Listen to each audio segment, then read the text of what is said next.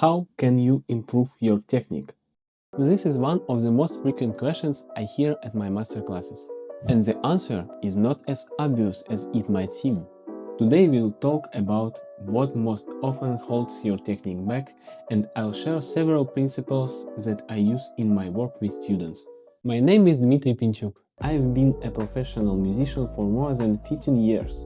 During this time, I've taken part in many competitions, and the stage taught me how technique works in real-life conditions. And today I want to share this experience with you. Most of the time, when people talk about the technique, they mean speed. But I suggest separating two concepts, speed and stability.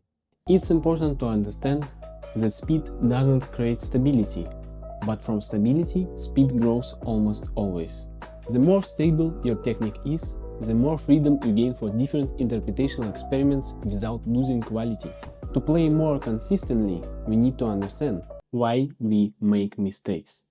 Think about the difference between musicians and athletes. In almost any sport, a person trains under the constant supervision of a coach. Music, fortunately or unfortunately, is not a sport, and most of the time we practice alone, only occasionally showing the result to a teacher. Because of that, every musician risks missing certain mistakes during practice. Some of them we simply don't notice, and some we consciously allow.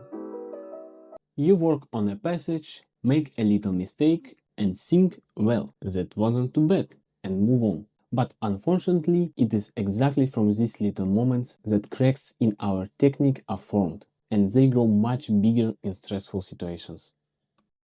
Rule number 1. Don't pass by mistakes.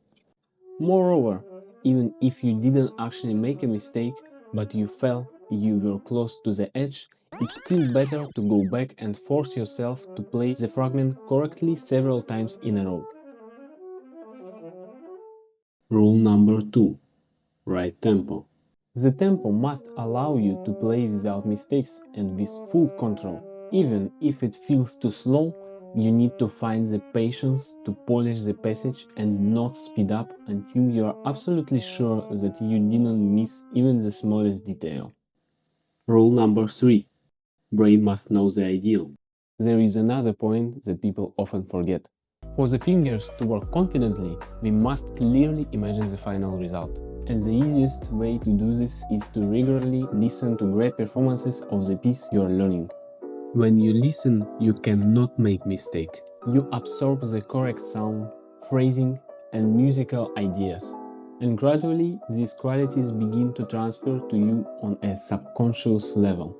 During periods of serious preparation for performances, the time I spend listening to the material often is no less than the time I spend practicing this instrument. When you fix every inaccuracy, choose a controllable tempo, and build a clear sound image in your head, your technique becomes much more reliable. But why does stage anxiety not disappear even with good preparation? I will talk about this in a separate video. Thank you for the watching and see you soon.